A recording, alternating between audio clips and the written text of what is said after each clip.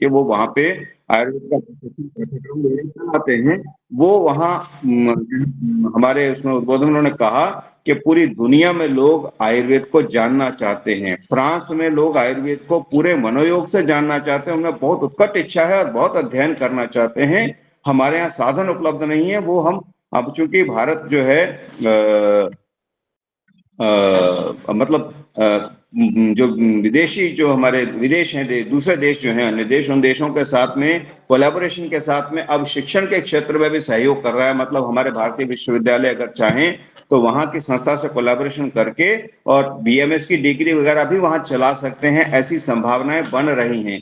तो आप कल्पना करें कि लोग दुनिया आयुर्वेद की ओर देख रही है, तो निश्चित रूप से ये आयुर्वेद के पुनरुत्थान के विश्व को आयुर्वेद विश्व को भारत को विश्व गुरु बनाने में आयुर्वेद और भारतीय संस्कृति का महत्वपूर्ण योगदान रहेगा।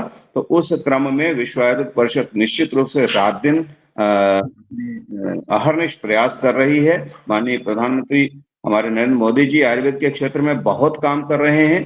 तो निश्चित रूप से उनका जो विजन है, उनकी जो संकल्पनाएं हैं, उनको हम पूरा करने में हम सभी पूरी तरह से मनोयोग से काम करेंगे। राजस्थान में भी हम अपना पूरा योगदान दे रहे हैं। मुझे विश्व आयुर्वेद परिषद में प्रदेश की सेवा करने का अवसर प्रदान किया है। तो मैं कोशिश करूंगा, मेरी पूरा प्रयास रहेगा कि हमारे जो पूर्व अध्यक्ष रहे हैं प्रदेश के किशोरलाल जी शर्मा, उनके द्वारा स्थापित जो मानदंड हैं, उन्होंने जो अपने कार्यकाल में ऐतिहासिक कार्य किए हैं, मैं उन कार्यक्रमों को आगे बढ़ाने का प्रयास करूंगा। कुछ और नवाचार आपकी तरफ से आएंगे, उनको भी हम करने का प्रयास करेंगे। हमारी जो राष्ट्रीय कार्यकारिणी राष्ट्रीय अध्यक्ष हैं प्रोफेसर गोविंद साय शुक्ला जी, उनका जो जो दृश्य रहा होगा, जो उनका विजन रहा होगा मेरे को लाने में, मैं उनका जो है पूरा जो है उसको पूरा करने का प्रयास करूंगा। आप सभी कार्यकर्ताओं को, चाहे वो महिला प्रकोष्ठ है, चाहे चिकित्सक प्रकोष्ठ है, चाहे शिक्षक प्रकोष्ठ है, चाहे फार्मेसी प्रकोष्ठ है, सभी प्रकोष्ठ के जितने भी लोग हैं, सभी से मेरी अपेक्षा रहेगी कि आप सब जो है मेरा पूरी तरह से सहयोग करेंगे। और मुझे निश्चित रूप से मालूम है कि आप सब लोग निष्ठावान हैं और पूरी तरह से सन्नद्ध हैं, और आप पूरे मनोयोग से मेरे साथ सन्नद्ध होकर के मेरे हाथ बढ़ाएंगे। और निश्चित रूप से हम आयुर्वेद को प्रदेश में स्थापित करते हुए देश में प्रदेश का नाम भी ऊंचा करने का प्रयास करेंगे। बहुत बहुत आभार, मैं अभिनंदन करता हूँ। अब आगे जो है इस कार्यक्रम को आगे बढ़ाने के लिए ममता ताकर जी को आग्रह करता हूँ।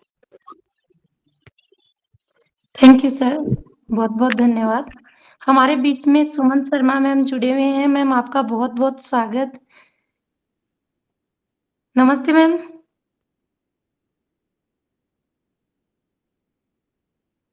सर मैं इसके बाद में सेशन को आगे बढ़ाना चाहूंगी। वैद्य स्नेहलता मैम से रिक्वेस्ट करूंगी कि वो अपने टॉपिक एडोलसेंट मेंटल हेल्थ पे हमें अवगत कराएं। Please ma'am. ममता जी, जी मैम। ममता जी जी, सर। मैडम परिचय नहीं लिया था, परिचय लेना था ना उनका? कुछ संक्षिप्त परिचय तो मैडम का। जी ma'am. Snehlata ma'am head of department कुमार वृत्ति से हैं और VYDS आयुर्वेद महाविद्यालय कुर्जा में आप पोस्टेड है।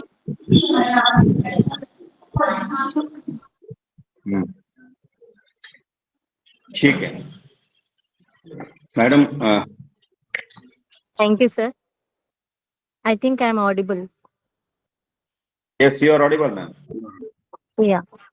ममता मैडम, जो मैंने पीपीटी सेंड किया था वो शेयर कर दीजिए, क्योंकि मैं कहीं और हूँ बाहर, तो पीपीटी मोबाइल से PPT shared.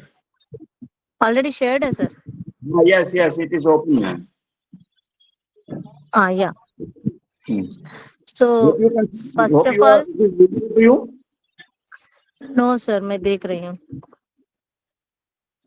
you just open the interface and you will see that the PPT opened. अच्छा, अभी सारे लोग दिख रहे हैं मुझे, तो पीपीटी हाँ हो गया सर।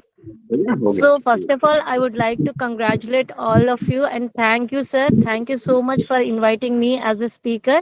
राकेश शर्मा सर, मैं सुमन मैडम को नमस्ते बोल रही हूँ, और डॉक्टर निशा ओझा मैडम को भी नमस्ते, और काफी लोग मेरे सीनियर्स भी होंगे, उन सबके लिए नमस्ते। And I wish you all an international happy women's day. आज का दिन थोड़ा सा सर हम लोग वुमेन्स होने के कारण जो है थोड़ा प्राउड फील करते हैं, तो हम सब फील कर रहे हैं इस दिन की। और आगे हम बढ़ते हैं टॉपिक को लेकर, एडोलेसेंट मेंटल हेल्थ इश्यूज से इश्यूज के बारे में हम बात करेंगे।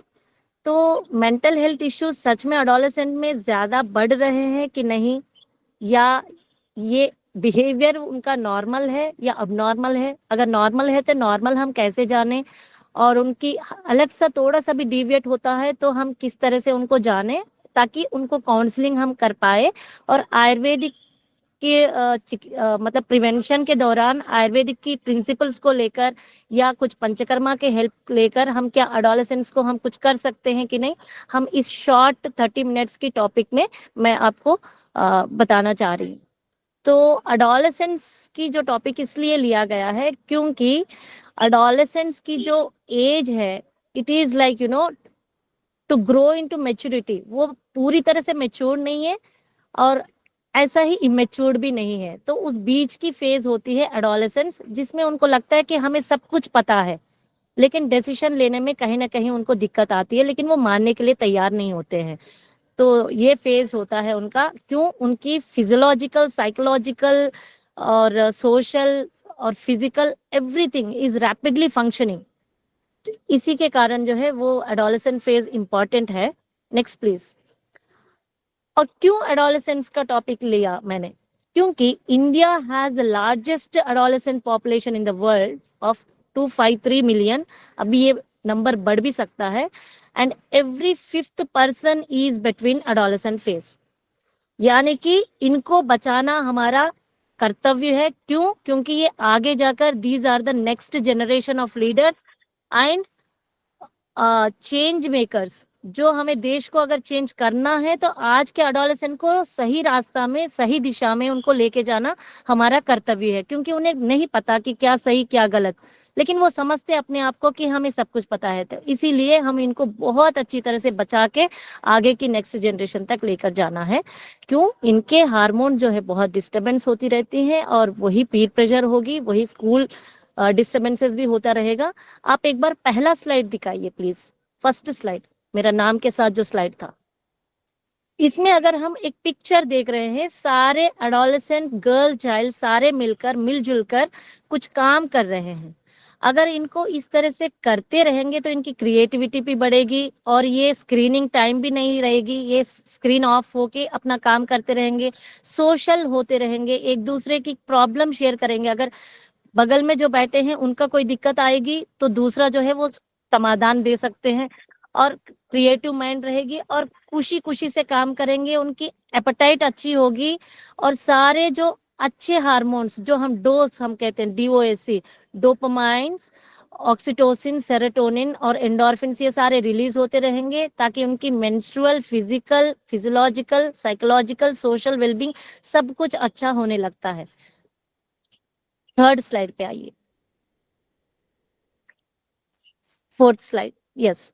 सो हमें कैसे पता होना चाहिए कि हर घर में एक कोई ना कोई टीनेज बच्चा होगा। अगर अपने घर में नहीं हो तो हमारे बगल में या हमारे साथ वाले में होंगे। तो कैसे पता चले कि हाँ ये बच्चा जो है नॉर्मल है, एडोलेसेंट बच्चा? अगर वो टाइमली खा रहा हो, अन्नाभिलाषो भुक्तस्य, टाइम से अगर खाना मांग रहे हैं, और वो खाना जो है हेल्दी हो, ऐसा ना हो कि वो ऑर्डर कर रहे हैं, जेप्टो से ऑर्डर कर रहे हैं, या जो है वो ऐसा ना हो, घर का खाना खा रहे हो, और जो खाते हैं वो प्रॉपर डाइजेस्ट हो रहा हो, भुक्तस्य परिपाक सुखेन च, जो वो खाते हैं उनको इंडाइजेशन की प्रॉब्लम ना हो, गैस नहीं बन रहा हो, फ्लैटुलेंस ना हो। ये कैसे पता चलेगा? उनका अगर मेंसेस टाइमली आ रहा है और उनको पेट में दर्द नहीं है, कॉन्स्टिपेशन नहीं हो रहा है, तो हमें समझना चाहिए कि वो इजी डाइजेस्ट हो रहा है। और उसके साथ साथ में सुष्ट विन्मूत्र वातत्व, यानी कि इनकी मूत्र है वो प्रॉपर जा रहे हैं, क्योंकि काफी ज्यादा टीनेज बच्चों को जब भी मोशन आती है या यूरिन आता है तो उनको आलसी है, तुरंत जाने का नहीं, रोक के रखते हैं, क्योंकि उनको लगता है कि बाथरूम ठीक नहीं है, स्कूल में बाथरूम ठीक नहीं है, या बाहर जाते हैं उनको कॉलेज में ठीक नहीं लगता है, या बेड से उठ के जाने के लिए आलसी हो जाते हैं तो वो रोक के रखते हैं। तो वो चीज को भी हमें कहीं ना कहीं कॉन्सेप्ट उनको बताना होगा, और कॉन्स्टिपेशन ना हो, और फ्लैटस भी पास हो रहा है कि नहीं ये पूछना बहुत जरूरी है। नीचे से पास नहीं होता है तो इनको फिर हिकअप्स आने लगते हैं या एसिडिटी होने लगती है या ऊपर से जो है डकार आने लगते हैं, तो वो ना हो। एंड देन शरीरम च लाघवम, उनको एकदम से ऐसा फील होना चाहिए कि वो सारे घर के काम जो भी माँ बताती हैं या घर में कोई भी बता रहे हैं या स्कूल में टीचर बताते हैं, तो उन काम को इच्छा से करना, ये नहीं कि बोझ समझ के करना। तो वो काम जो करते हैं, घर का काम जो करते हैं, स्कूल का काम करते हैं, ट्यूशन जाके आना, फिर थकान नहीं होना, इसका मतलब है उनका शरीर हल्का है। एंड सुख स्वप्न प्रबोधकम, यानी कि टाइमली वो सोते भी हैं, टाइमली वो वेकअप भी करना। लेट नाइट्स, किसी किसी का लेट नाइट पढ़ के फिर जो है लेट डे में उठना ऐसा होता है, तो उनका रूटीन ठीक है, लेकिन ओवरऑल जो है उनकी 8 से 10 घंटे की स्लीप होनी चाहिए। लेकिन फिर भी हम ये मानते हैं कि अगर सुबह उठ के पढ़ेंगे तो वो अच्छा माना जाता है। उसके बाद प्रसन्न इंद्रिया होना बहुत जरूरी है। उनका इंद्रिय प्रसन्न इसलिए ना हो कि वो कोई रात भर जो है कोई वेब सीरीज देख लिया कंटिन्यूअस, उसके बाद उनको अच्छा लगा तो वो आज के दिन खुश है, ऐसा ना हो। उनकी प्रसन्न अंदर से होनी चाहिए, उनको खुशी महसूस होनी चाहिए। कैसे पता चलेगा? घर वालों के साथ अगर खुशी खुशी से बात कर रहे हैं और अपनी स्कूल की या अपनी कॉलेज की बातें जो है घर वालों से शेयर कर रहे हैं, इसका मतलब है वो प्रसन्न है। और सारे बातें शेयर करते हैं तो वो प्रसन्न है। अगर किसी से बात ही करना नहीं चाहते हैं, कोई बात छुपाना चाहते हैं, तो हमें कहीं ना कहीं इनको इंटरप्ट करना होगा और उनकी बातें समझने की कोशिश हमें करना होगा।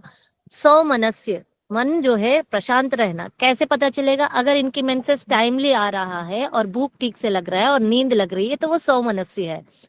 और बल वर्ण आयुष्यम लाभम, कि उनकी बल, उनकी स्ट्रेंथ अच्छी हो, उनकी कलर जो है, टीनेज गर्ल्स की कलर जो है ग्लो होती है, उनकी स्किन इतना लश्चर होती है, ड्राइनेस नहीं होती है। आईज ड्राई नहीं होनी चाहिए, लिप्स ड्राई नहीं होनी चाहिए, टंग ड्राई नहीं होनी चाहिए, माउथ ड्राई नहीं होनी चाहिए, स्किन ड्राई नहीं होनी चाहिए। तो इसका मतलब है उनका वर्ण उनके अकॉर्डिंग जो है वो ठीक है। आयुष्यम लाभा, कोई बीमारी ना हो, बार बार जो है कोई टीनेज गर्ल जो है बार बार बीमार ना हो। पीर प्रेशर ले लेते हैं या निद्रा नहीं ठीक से है, खाना ठीक से ना रहने के कारण या तो रेस्पिरेटरी इलनेसेस होते हैं या डाइजेस्टिव या मेंसेस इलनेसेस जो भी होते हैं, तो उसको हमें ठीक रखना होगा। तो ये छोटे चीजें हैं जो हेल्दी एक्रोनिम में मैंने सेट करने की कोशिश करी, और ये जो श्लोक है वो काश्यप संहिता का किलस्तान का श्लोक है। Next please.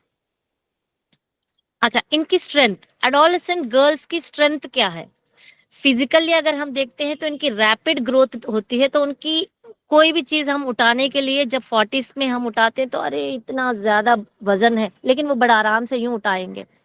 खाना ना भी खाए लेकिन फिर भी वो काम इतना अच्छा करेंगे क्योंकि उनकी स्ट्रेंथ इतनी अच्छी होती है। एंड इम्प्रूव्ड कोऑर्डिनेशन, 2-3 काम भी हम कहते हैं तो वो शार्पली कर लेंगे अगर उनकी इंद्रियां सारे पॉजिटिविटी में लगाते हैं, तो वो कोऑर्डिनेशन बहुत अच्छा कर लेते हैं। इमोशनल इंटेलिजेंस होते हैं, उन इंटेलेक्चुअल होते हैं। एंड स्ट्रॉन्ग एम्पैथी और कंपैशन होती है। अगर उनकी मन की चीज अगर करना होगा तो उनका कंपैशन बहुत अच्छी होती है। कॉग्निटिव स्ट्रेंथ भी बहुत अच्छा होता है, प्रॉब्लम सॉल्विंग करने की।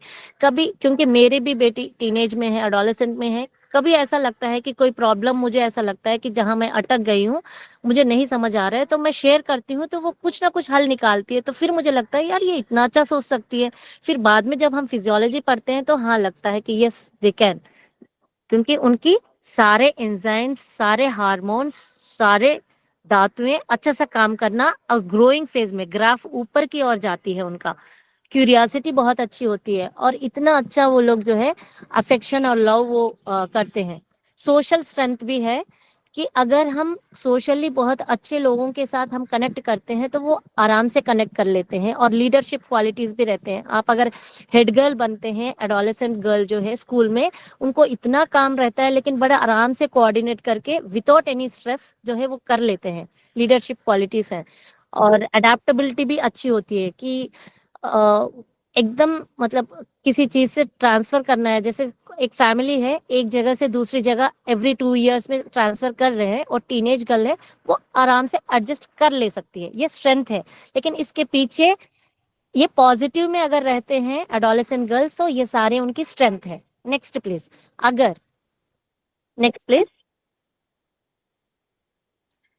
हाँ, अगर उनका वही पॉजिटिव स्ट्रेंथ अगर नेगेटिव में अगर कन्वर्ट होती है, उतनी ही धातुएं हैं, उतनी ही दोष हैं, उतना ही स्ट्रेंथ है, उतनी ही बल है, उतनी ही ओजस है, फिर भी अगर वो नेगेटिव में अगर ये कन्वर्ट होती है, वही शक्ति, वही एडोलेसेंट गर्ल की जो शक्ति अगर नेगेटिव में कन्वर्ट होती है, तो फिर ये एक्रोनिम मैंने बनाया एडोलेसेंस में, वो अब्स्ट्रैक्ट होती है। मतलब चीजों को ना बहुत कंफ्यूज होगी, मतलब उसे पता है सब कुछ, लेकिन फिर भी वो दूसरों को रॉन्ग गाइड करती रहेगी कि भाई, और पेरेंट्स को भी डोमिनेट करेगी, नहीं मैं जो कर रही हूँ वो ठीक है, आप नहीं समझ पाते हो, इस तरह से। और डिस्ट्रैक्शन में रहेगी, काम करना शुरू करते हैं फिर तुरंत जो है फिर कुछ और डिस्ट्रैक्ट करेंगे, या डे ड्रीम्स में रहेंगे कि मुझे वो बनना है और सबसे बड़ा ही बनना है, किसी को भी नीचे नहीं बनना, अंबानी ही बनना है, या नहीं तो सबसे बड़े लोगों को ही एग्जाम्पल्स देंगे। लेकिन उसको करने के लिए हम कितना कर रहे हैं, वो जो ऑब्जेक्टिव कितना है, हम वहां तक कैसे पहुंच रहे हैं,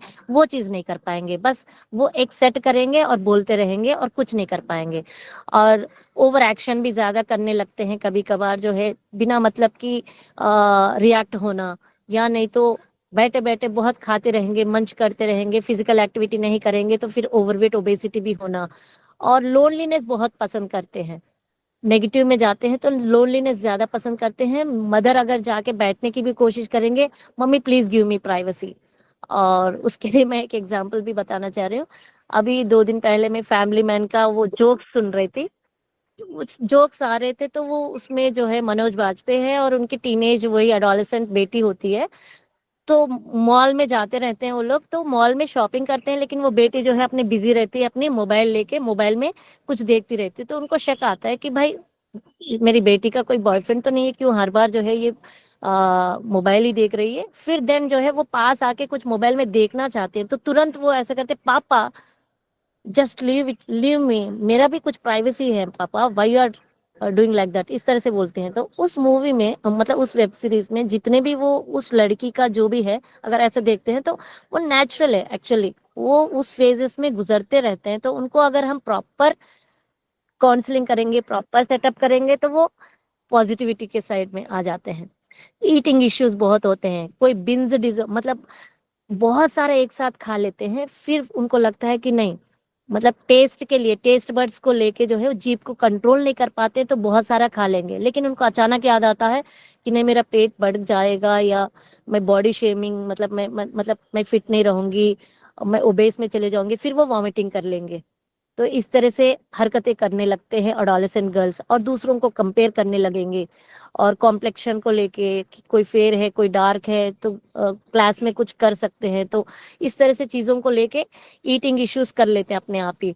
सोशल आइसोलेशन, अगर हम कहते हैं पूरी घर के साथ कोई शादी में चलेंगे, या घर में अपने ही परिवार में, अपने ही परिवार से कोई अगर बर्थडे पार्टी हो या कोई पूजा है, इसमें आ जाओ, मैं सबको अपने रिश्तेदारों को मिलाऊंगी, तो वो सोशल आइसोलेट हो जाते हैं, नहीं मुझे नहीं जाना है, नहीं मैं अपने इसमें बुआ पे इधर नहीं आऊंगी, या मौसी पे इधर नहीं आऊंगी, इस तरह से वो लोग अपने आप में सोशल आइसोलेट। लेकिन वही चीज जो है फिर वो स्क्रीनिंग सोशल मीडिया में चले जाएंगे और खूब चैटिंग करते रहेंगे, और वहां पे सोशल रहना पसंद करेंगे, लेकिन यहाँ नहीं, क्योंकि वो रियलिटी में जीना नहीं चाहते, अगर वो उनका नेगेटिविटी में है तो।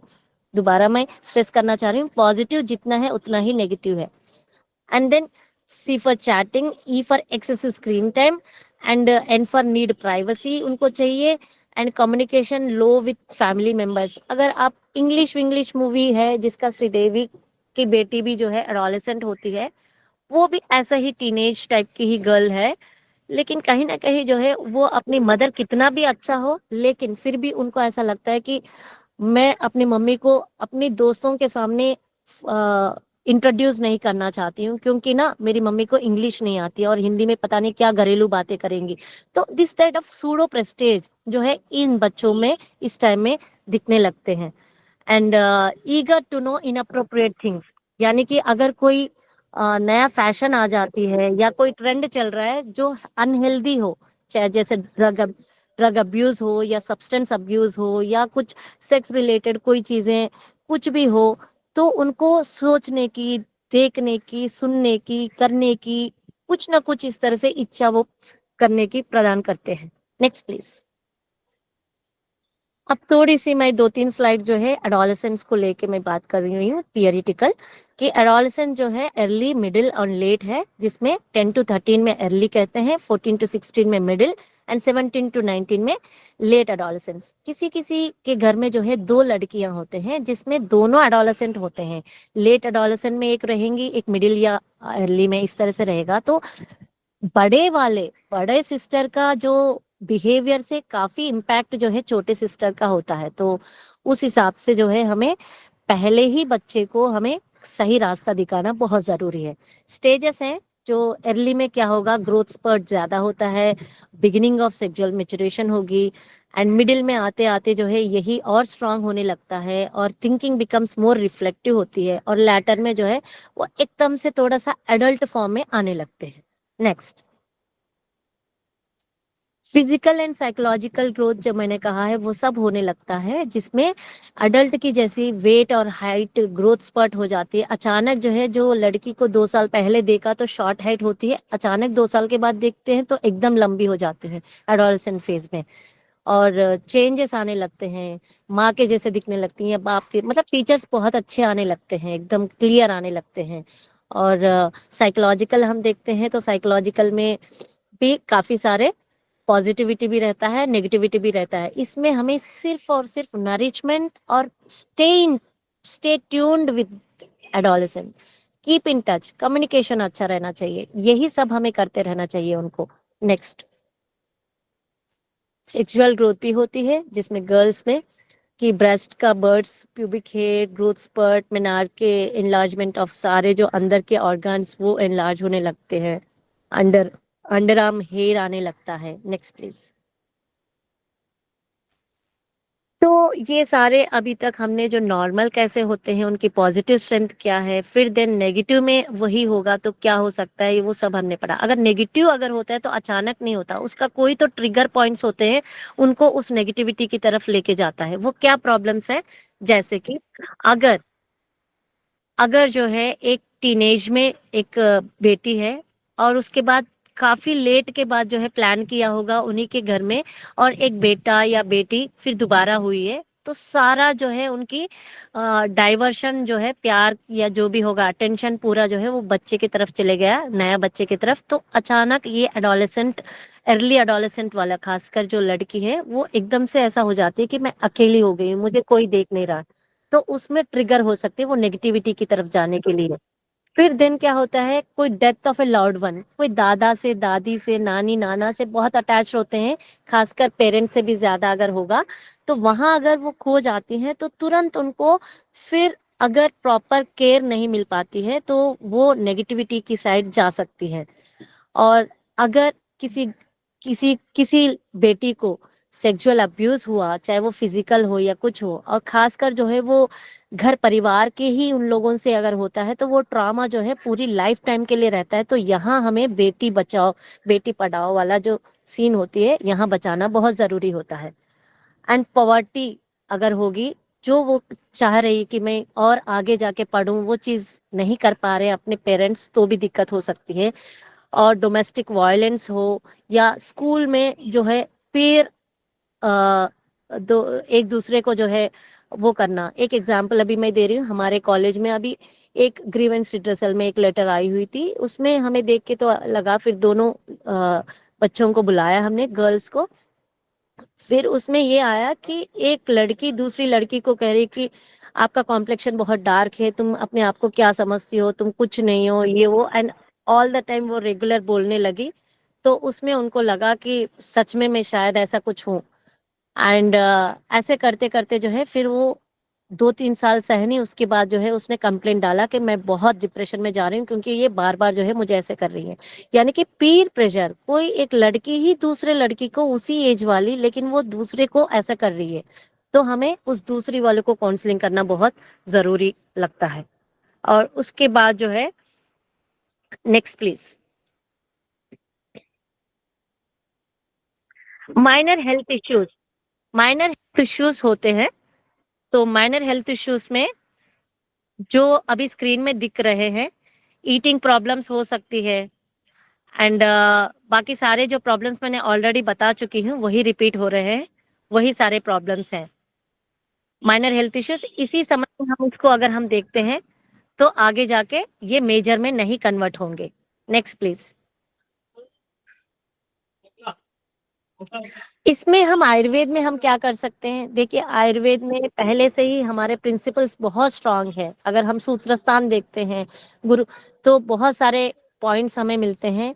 तो उनमें से हम कुछ पॉइंट्स एडोलेसेंट बच्चों के लिए, हम वही आहार, निद्रा और ब्रह्मचर्या का हम त्रयोपस्तंभ को लेके हम चलना है। उनकी डिमांड्स, जो फिजिकल साइकोलॉजिकल जो भी डिमांड्स है, उसको फुलफिल करते हुए हमें क्वालिटी टाइम उनको देनी है और प्रॉपर नरिशमेंट हमें देना होगा और कम्युनिकेशन करते रहना चाहिए। उसके बाद भी अगर हमें लगता है कि कुछ न दिक्कत है, तो हम डेली रूप में जो पंचकर्मा बताया गया है डेली वाइज में, वो हमें करना चाहिए। क्योंकि कहीं ना कहीं ये मेंटल इश्यूज में वात दोष का प्रदान होता है, तो वात को पैसिफाई करना होगा। तो हम जो दिनचर्या का पालन हमने कहा, जिसमें हमारा जो है गंडूश है, कवल है, अक्षय मतलब आंखों का जो है, इंद्रियों को, खासकर इंद्रियों को रिलेटेड पिचू लगाना, शिरो पिचू लगाना, पादाभ्यंग, शिरो अभ्यंग, ये सारे जितने भी ये जो रेगुलर वाले हैं, वो सारे चीजें हमें रेगुलर करते रहेंगे तो वात दोष प्रदान प्रकोप नहीं होगा और अंडर कंट्रोल में रहेगा।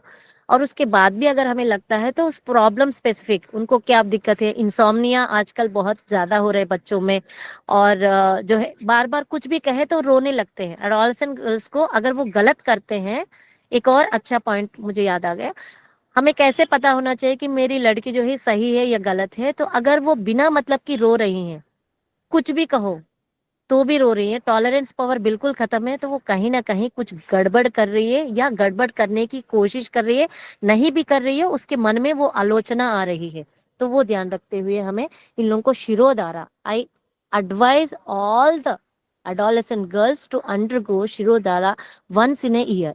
अब मैं करती भी हूँ। Next please. ये देखिए, ये तो आजकल जो है क्या हुआ, it's a silent epidemic. Silent नहीं, ये तो एपिडेमिक हो गया। इसको साइलेंट वाला वर्ड भी नहीं देना चाहिए, क्योंकि हर घर में हो गया है। ऐसा नहीं कि किसी के घर में है, किसी के घर में नहीं है। And this is a growing problem of digital addiction. Already addicted हो गए। एडिक्शन पहले हुआ करता था स्मोकिंग को या ड्रग्स को या अल्कोहल को हम कहते थे। अब ये screening time is also a bigger addiction. इससे इससे क्या है, सारे इंद्रियां जिससे हमें ज्ञान मिलती है, नॉलेज आता है, वो इंद्रियां सारे खराब हो जाते हैं। आंखें खराब, कान खराब, और मतलब सारे सेंसेस खराब हो जाते हैं। तो फिर मोटार एक्शन तो होगा ही नहीं। जब सेंसरी की सारे सेंस ऑर्गन्स खराब हो जाते हैं तो फिर मोटार एक्टिविटी भी कम हो जाती है।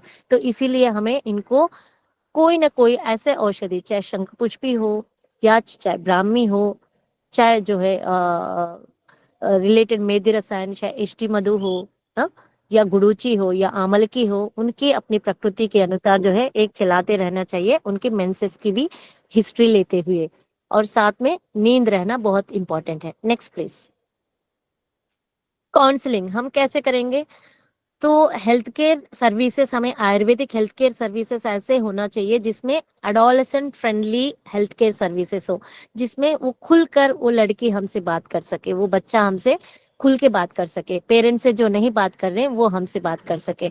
और उनका जो है, चाहे वो छोटी सी छोटी गलती हो या बड़ी सी बड़ी गलती करी हो, क्योंकि उसका इंटेंशन वो नहीं था, उसका एज इस तरह से था तो उसने किया। तो हम लोग इन सारे प्रॉब्लम्स को लेके हम सॉर्ट आउट करके एक विंग हमारा ऐसा तैयार हो जिसमें adolescent friendly health care services हमारा रहता रहे। और इसके अलावा stay tuned with them always, क्योंकि काफी बार जो है उनकी जनरेशन ही हमारा अलग हो गया, तो उनकी लैंग्वेज हमें नहीं समझ आता है। अब अब मैं, जैसे मेरी बेटी है, तो वो अपनी दोस्तों के साथ जब बैठ के बात करती है तो उनके साथ मैं सुनती हूँ, तो आधा घंटे में मुझे शायद 10 मिनट की बात में समझ पाती हूँ, क्योंकि उनकी स्पीड अलग है, उनकी एक्सेंट अलग है, और वो बात अलग करते हैं तो समझ ही नहीं पाते। फिर मैं बाद में कहती हूँ यार मैं समझ ही नहीं पाई क्या, फिर वो हंसती है। तो इसलिए हमें उनकी लैंग्वेज समझने के लिए वो क्या देखते हैं, वो क्या करते हैं, वो क्या क्या मूवीज पसंद करते हैं, वो भी हमें कभी ना कभी एक माँ बनकर, फिर माँ होने के नाते देखना पड़ता है कि भाई वो क्या है जो वो देख रहे हैं। तो वो उन तक हम पहुंचना है, तो उनकी लैंग्वेज में हमें बात करना हो तो हमें कहीं ना कहीं समझना चाहिए उनका क्या है। तो स्टे ट्यून रखना पड़ेगा, brief friendly and empower them. Empower होना बहुत जरूरी है। पहले मेरे पापा मुझे ऐसे एम्पावर करे हैं तो मैं आज जो है लेक्चर दे पा रही हूँ और डॉक्टर बन पा रही हूँ और कुछ कर पा रही हूँ और कुछ लोगों को मैं बता पा रही हूँ। तो सेम ऐसा ही हम भी अपने बच्चों को जो है एम्पावर करना है ताकि वो डिपेंडेंट ना रहे। एम्पावर रहेंगे कब रहेंगे? जब उनके अडोलेसेंट फेज को सेफली हम रखेंगे, तो safely with respect to physical, physiological, psychological and everything. Next please. Ministry of women and child health ने भी कहा है कि भाई इनको सेफ रखना is very important because international women's day का जो है थीम ऑलवेज ऐसा होता है कि this is not only for women, it is also for girls and adolescent. So rights और इक्वालिटीज को एम्पावर करना बहुत इंपॉर्टेंट है, क्योंकि हम सिर्फ एम्पावर आज की जनरेशन को नहीं कर रहे, ये जनरेशन आगे जाके नेक्स्ट जनरेशन में होगा, तो we are empowering the next generation. Next please. तो ministry of health and family welfare ने ही कुछ एजुकेशन गर्ल्स को लेके किया है, तो एजुकेशन लेवल पे वो किए हैं, तो हम हेल्थ को लेके हम बहुत कुछ कर सकते हैं। Next please. कंक्लूजन जो है मैं एक एसेंस फॉर्म में कंक्लूजन दे रही हूँ। एसेंस में क्या है? उनका एक इमोशनल स्पार्क है, ईएस, पहला ईएस है, इमोशनल स्पार्क है, उसको हमें कैच करके रखना है ताकि they should live to their fullest potential of their adolescent life. उसके बाद जो है सोशल एंगेजमेंट, उनको सोशल एंगेजमेंट ऐसे रखना है कि कंस्ट्रक्टिव वे में वो खुद भी अंदर से खुश हो, ना कि सिर्फ जो है वो ऊपर की खुशी, अंदर से वो मन से खुश हो, सौमनस्य हो और सुख प्रसन्नेंद्रिय हो। तो ऐसे हम सोशल एंगेज रखना है। और नॉवेल्टी और क्रिएटिविटी उनकी बहुत अच्छा होता है, तो हम उनकी दिशा, उनकी इच्छा समझ के उस दिशा पे उनको एंगेज करना है। तो next please. This is all about adolescent mental health issues. छोटा शॉर्ट में मैंने बनाया था। एंड ये जो टॉपिक है इसका थीम था इस बार का एक्सेलरेट एक्शन। मतलब हमें बातें नहीं करना है, भाषण नहीं देना है, हमें डायरेक्ट जो है एक्शन को एक्सेलरेट करना है। तो मैं निशा मैडम से यही डिस्कस कर रही थी कि हम डॉक्टर्स की ही मीटिंग ना होके हम डायरेक्टली कोई एडोलेसेंट स्कूल्स में, कॉलेजेस में जाते और उनको कुछ हम चीजें सिखाते, तो वो एक्शन फॉर्म में रहता और अच्छा होता। तो नेक्स्ट टाइम इस तरह से सोचेंगे हम। And thank you so much once again for giving me such a wonderful opportunity for sharing this small PPT. Thank you. Thank you ma'am. आपने बहुत ही अच्छे तरीके से हम सबको विषय से अवगत कराया। और मैम इसके बाद में मैं जो हाँ डॉक्टर साहब, मैं हेलो। एक बात कहना चाहूंगा। मैडम ने जो कहा है ना, मैडम स्नेहलता जी ने, मैडम बहुत बहुत धन्यवाद। बहुत अच्छा आपने प्रेजेंटेशन किया और आपने जो बात कही है ना कि हमको स्कूल्स में जाकर के और इन चीजों को आगे बढ़ाना चाहिए, तो मैं आपको अपडेट करना चाहूंगा। एक्चुअली हम लोगों ने, निशा जी ने, हम लोगों ने जो फर्स्ट डे मीटिंग की थी इस रेफरेंस में, तो हम लोगों ने ये प्लान किया था कि हम आज से जो है ये भी प्लान करेंगे कि 15 तक हम स्कूल्स में जाएंगे और जो गर्ल्स एडोलेसेंट हेल्थ है उसके बारे में हम उनको बताएंगे थोड़ा सा, और पर्टिकुलरली स्पेसिफिकली जो है ब्रेस्ट केयर कैंसर अवेयरनेस के बारे में भी बताएंगे ताकि बच्चों को और इनको थोड़ा सा प्रॉपर जानकारी भी रहे। ये हमारा प्लान में है। थैंक यू वेरी मच आपके सुझाव के लिए, और हम अपेक्षा करेंगे ऐसे सुझाव हमारे पास आते रहें, तो हम कुछ ना कुछ ये जो है हम सोसाइटी में अपना जो है अच्छा करने का प्रयास करते रहेंगे। Thank you very much. It was a nice presentation overall. I am so much thankful to you that you have given your space, you have spared some of your valuable time, and you have given a very current subject which is very important in contemporary scenario. Thank you very much, ma'am. Thank you so much sir. Sir if you don't mind, मुझे कहीं जाना है sir, physically मुझे कहीं अभी रहना है। वही इंटरनेशनल वुमेन्स डे के कारण ही मैं कहीं आई हूँ दिल्ली में, तो मैं वहां पे ज्वाइन होने जा रही हूँ with your permission. Very much. Thank you. Okay हाँ ममता जी आगे बढ़ाएं। जी sir, thank you sir. Thank you ma'am. Doctor Rashi Sharma अगले अपने स्पीकर हैं। उन्होंने अपना under graduation study Rishikul Ayurveda state government PG medical college Haridwar से कंप्लीट किया, उत्तराखंड से, and pursued her post graduate in Rachana Sharir from the prestigious national institute of Ayurveda Jaipur with 1.5 year of experience as an assistant professor at SSB Ayurveda College, Kishangarh, Ranwal, Rajasthan. Dr. Sharma is currently advanced her research as a PhD scholar at National Institute of Ayurveda, Deemed University, Jaipur. Please, Dr. Rasi, over to you. Thank you so much, ma'am. I'm presenting my slide. Is it visible to all? Yes, Yes, it is visible. Yes, ma'am, it is visible. Okay, thank you. And respected Dr. Rakesh Sharma, sir, President, Vishwa Ayurved Parishad, Dr. Nisha Oja, ma'am, who is not currently joined due to some involvement in other programs, organizing secretary of this webinar, Vaidya Snehilata, ma'am, who has just given a very nice lecture, Dr. Diksha Katuria, ma'am, Pradesh Sahaprabhari, Dr. Mamta Thakur, ma'am, Pradesh Sahaprabhari. I'm very thankful to all of you for giving me this opportunity कि मैं इस breast cancer awareness with breast self examination topic को आप सभी के सम्मुख रखूं, अपने जो भी इस विमेंस डे पे इसके जो इम्पोर्टेंस है उसको बता सकूं. I am so thankful to you all. और before I start with this presentation, मैं सभी महिलाओं और सभी पुरुषों को भी महिला दिवस की हार्दिक शुभकामनाएं देना चाहूंगी.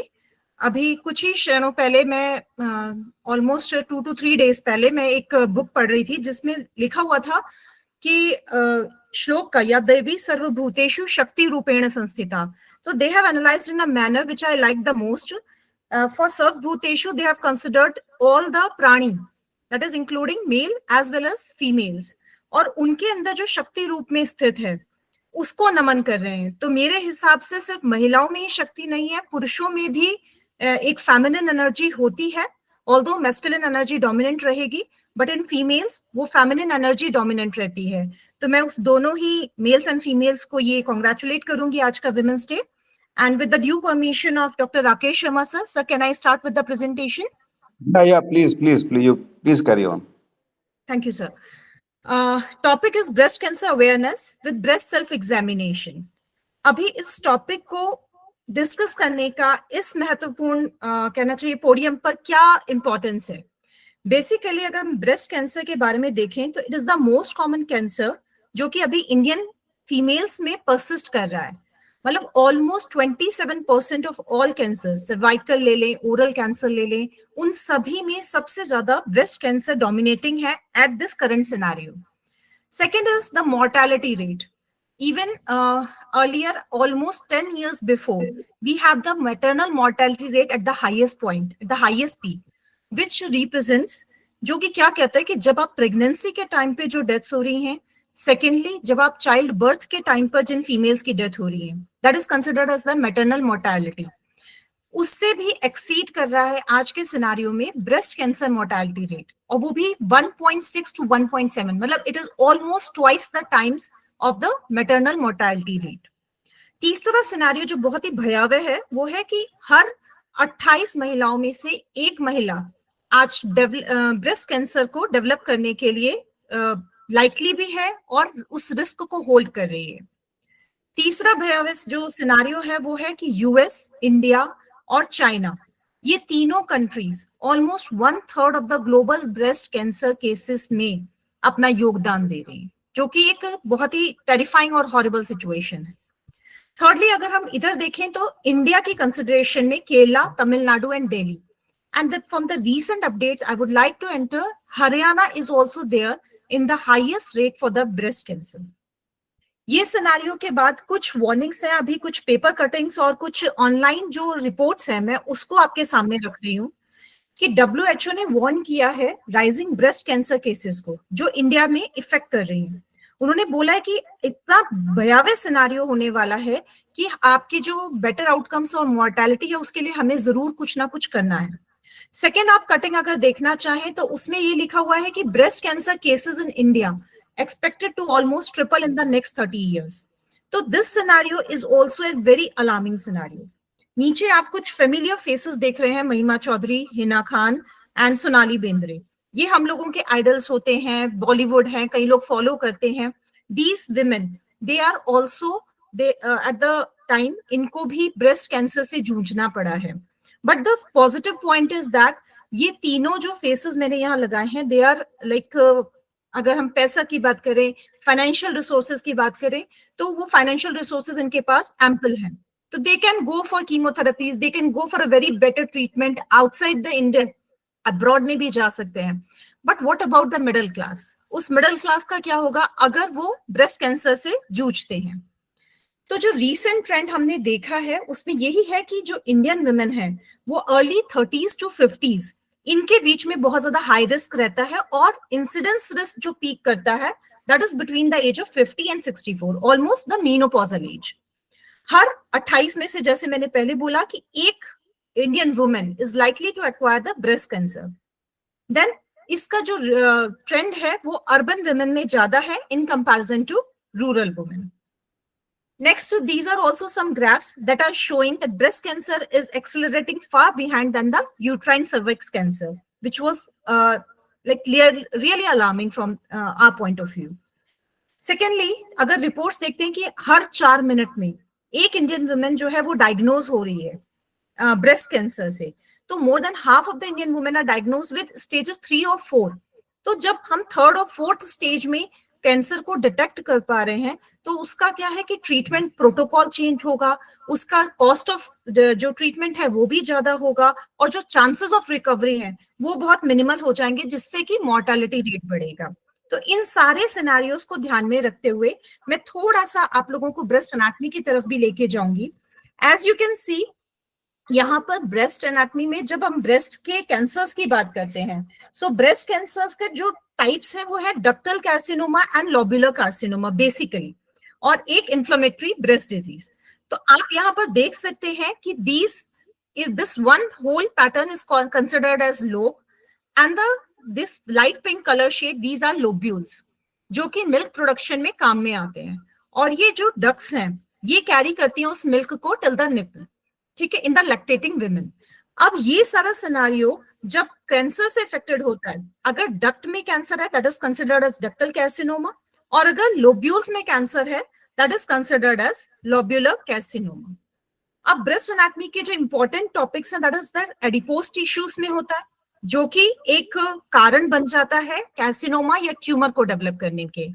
देन लोब्स एंड डक्ट्स में आपको भी मैंने बताया कि लोब्यूलर और डक्टल कार्सिनोमा के कारण है.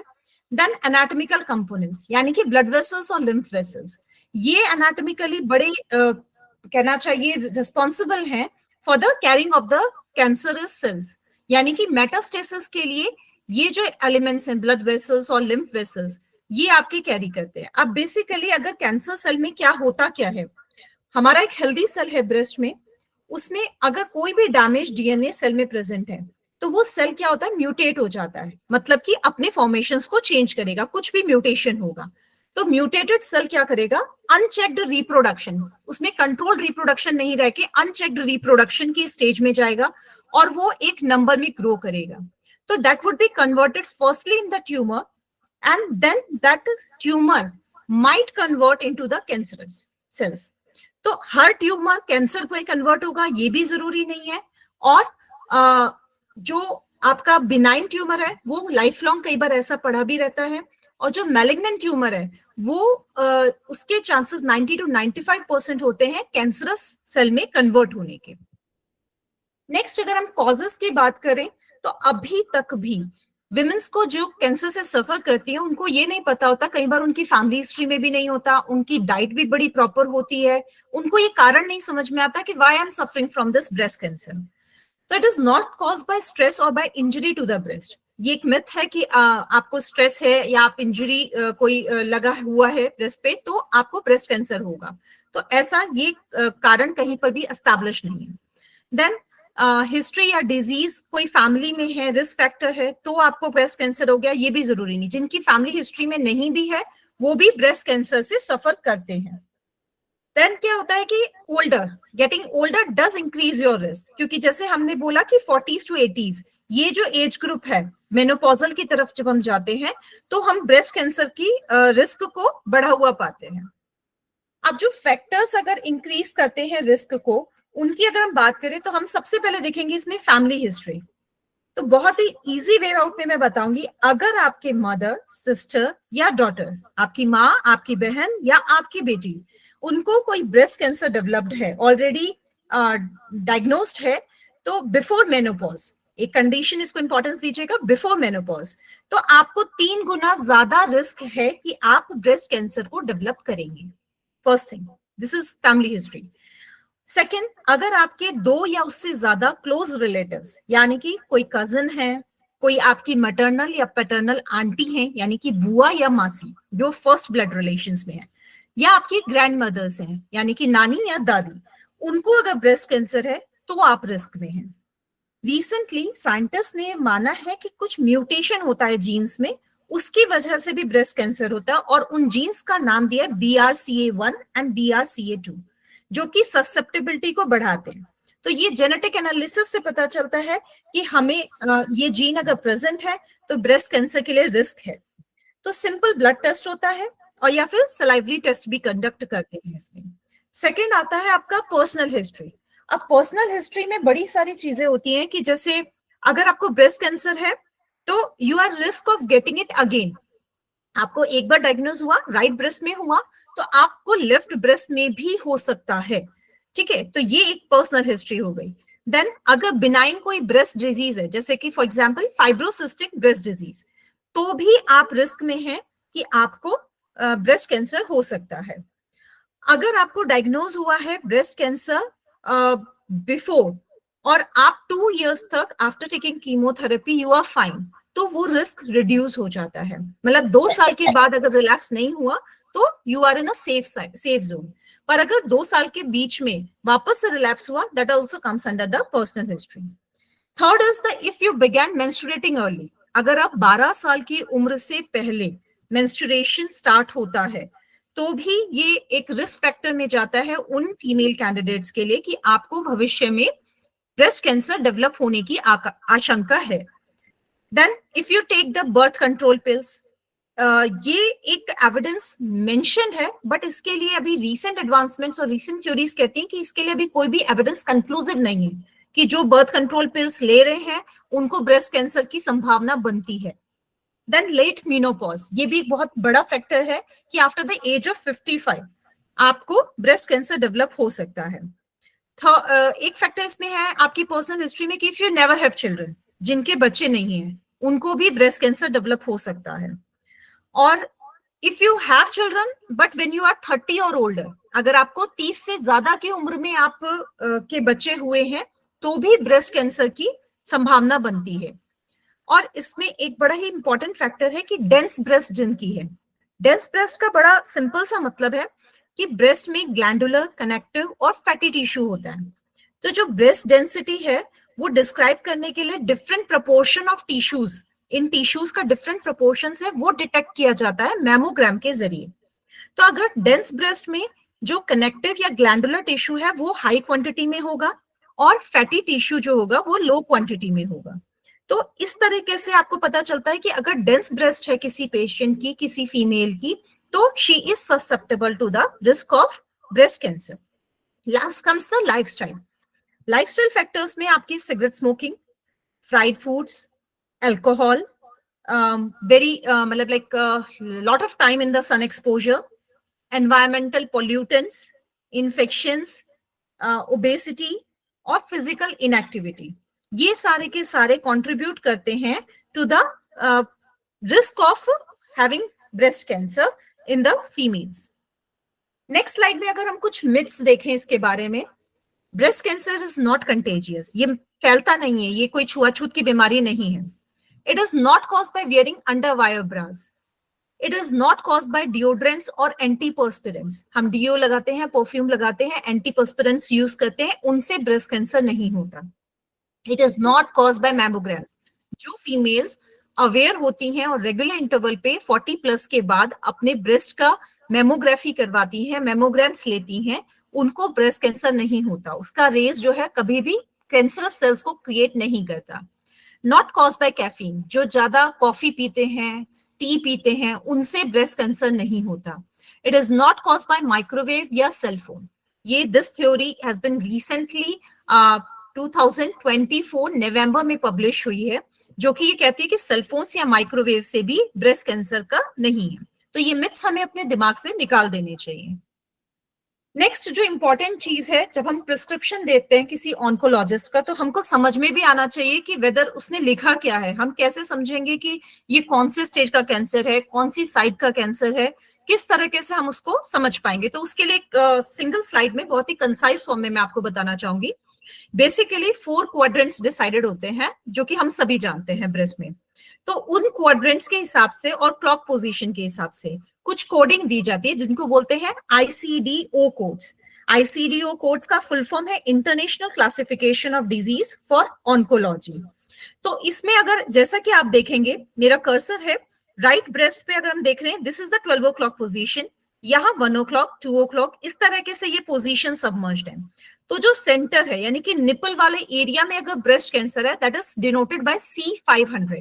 That is the terminology used by the oncologist.